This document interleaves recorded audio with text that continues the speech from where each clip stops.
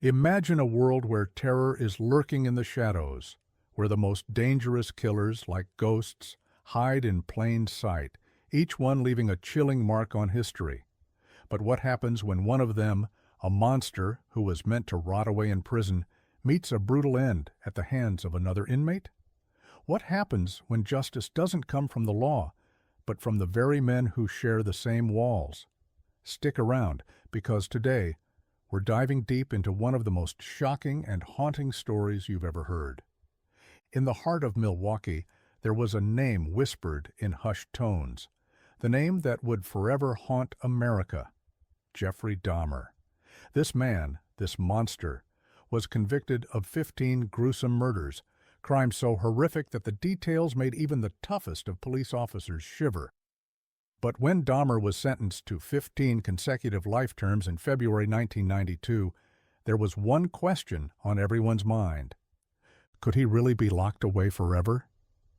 For over 2 years, the families of his victims could finally breathe a sigh of relief. They thought the nightmare was over. But little did they know, Dahmer's life behind bars was about to take a dark twist, one that no one saw coming. November 28th, 1994. It was a seemingly regular morning at Columbia Correctional Institute until something extraordinary happened. Jeffrey Dahmer, along with 2 other inmates, walked into the prison's bathroom block for a routine cleaning duty, but only 2 walked out. What happened in that bathroom? Why did the guards, trained and vigilant, fail to notice the most crucial moment in the life of this notorious killer? As Dahmer and another inmate entered the restroom, they were unknowingly walking into their final moments. So, who was the 3rd inmate who walked out, undetected, unnoticed, and unscathed? What was going through his mind as he left the scene? The answers would shake the world to its core. But before we go further, let's take a step back to understand who Dahmer was, because his past might give us some insight into his shocking fate. Jeffrey Dahmer's descent into madness began when he was just 18 years old. A troubled young man, he committed his first murder in 1978 when he lured 19-year-old Stephen Hicks into his car with the promise of a drink. But what seemed like a harmless encounter quickly turned into something far more sinister. Dahmer struck Stephen with a dumbbell, knocking him unconscious. Then, in the darkest of twists, he strangled the young man to death. But Dahmer wasn't done. His true horrors had only just begun. He dismembered Stephen's body, dissolving the remains in acid and flushing them down the toilet. But this wouldn't be the last time Dahmer left his gruesome marks on the world. Dahmer's killing spree seemed unstoppable until one man, one survivor, changed everything. His name was Tracy Edwards, and his brush with death was one that would forever change the course of history. In July 1991, Edwards was lured into Dahmer's apartment, but something wasn't right. He felt a creeping dread the moment he stepped through the door. Trusting his instincts, Edwards made a daring escape, running down the street and stopping a police car, pleading for his life. What happened next would expose Dahmer's horrific secrets to the world. When the police raided his apartment, they found the unimaginable: decapitated heads in the freezer, body parts in pots and pans, and a large tank filled with dissolving torsos. Jeffrey Dahmer's reign of terror had come to an end. For the next few years, Dahmer would sit in prison awaiting trial. But what awaited him inside those cold walls wasn't as peaceful as it seemed. He was placed in isolation due to the brutal nature of his crimes. But after a year, something strange happened. Dahmer made an appeal to be moved into a unit with other inmates facing mental health challenges. He was granted his wish, and that's where things took an even darker turn. Dahmer began to openly discuss his crimes, even sharing disturbing stories about his cannibalistic tendencies. He joked about eating human flesh, even going so far as to mold his food into the shapes of body parts. But while most inmates were disgusted, one man stood out. His name? Christopher Scarver. Scarver, like Dahmer, was in prison for a life sentence. But while Dahmer was known for his gruesome past, Scarver had his own dark history. Born in Milwaukee, Scarver had committed his own murder years before, driven by anger and frustration. But his anger towards Dahmer was different. It was personal. In November 1994, Scarver, Dahmer, and another inmate named Jesse Anderson were assigned to clean the gym's bathroom. And it was there that the unthinkable happened. Scarver bludgeoned Dahmer with a metal bar, beating him so brutally that Dahmer was left fighting for his life. But Dahmer wouldn't survive. Scarver went on to attack Jesse Anderson too, leaving him mortally wounded. When asked why he did it, Scarver claimed he was the chosen one. He said it was his duty to end Dahmer's reign of terror. But there's more to this chilling tale than just revenge. Was it really fate? Or was there something darker at play here? The news of Dahmer's death spread quickly, sparking a wave of reactions. Some saw Scarver as a hero, applauding him for taking down a man they believed deserved to die. Others, however, saw Scarver as just another criminal, another murderer in a sea of violence. But in the end, Scarver's actions came with consequences. He was given 2 additional life sentences, adding to the one he was already serving. Yet the public was divided. Many families of Dahmer's victims even sent thank-you notes to Scarver, expressing gratitude for what he had done. But despite the support, Scarver's path forward wasn't an easy one. He spent years in prison, self-publishing poetry, and trying to make something of his life. And today, Scarver continues to make waves in the prison system, pursuing education and a career in writing. The death of Jeffrey Dahmer was a brutal and unsettling end to a horrific story. But the man who ended it, Christopher Scarver, wasn't just another criminal. He's a man who walked his own dark path, one that now includes a legacy of his own. What do you think?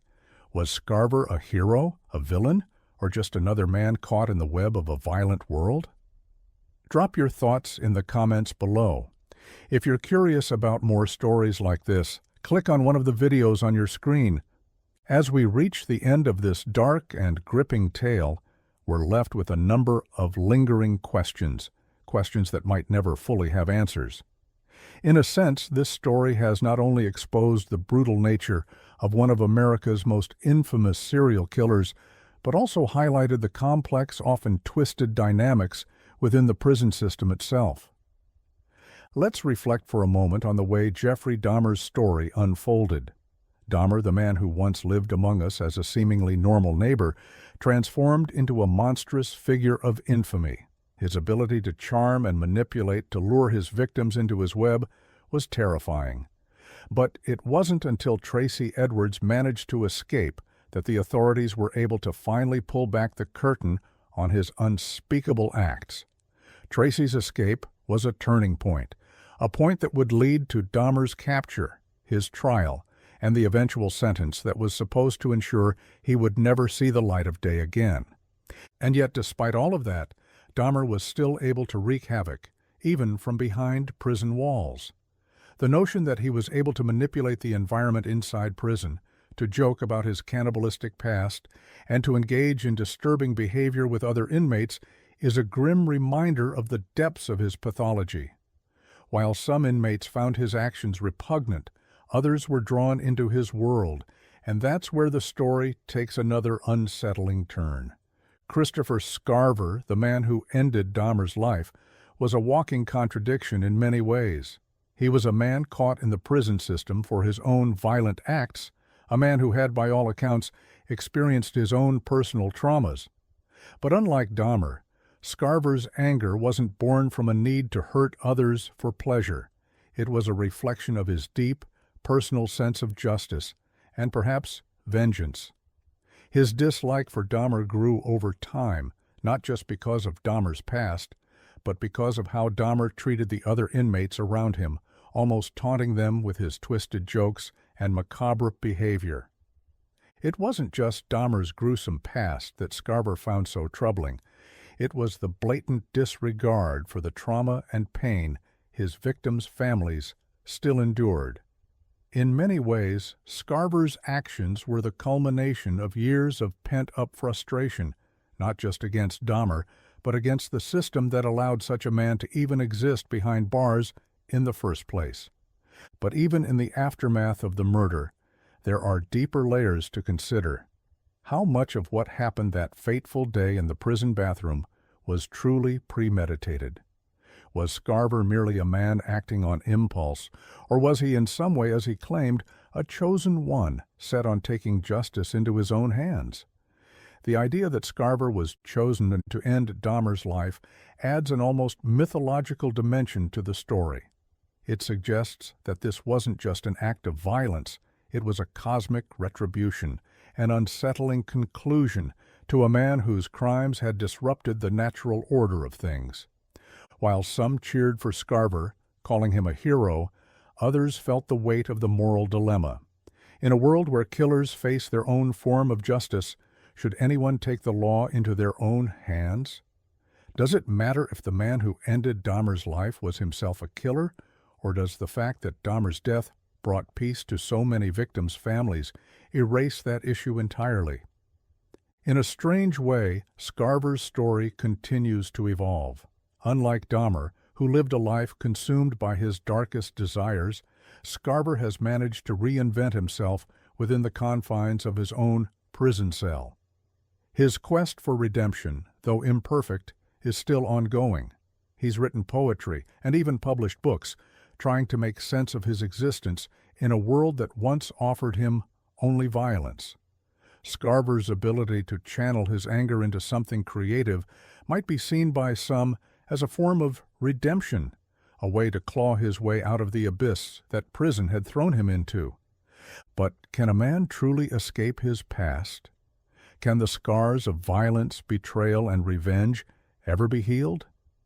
These are the questions that linger long after the headlines have faded, questions that speak to the complexity of human nature itself. While Scarver's actions may have ended one dark chapter in a horrific story, they also opened up another, one of self-reflection, of struggle, and of the endless search for meaning within the walls of a prison that is far more than just a place to serve a sentence. Scarver's fate, like Dahmer's, is bound to the walls of a prison.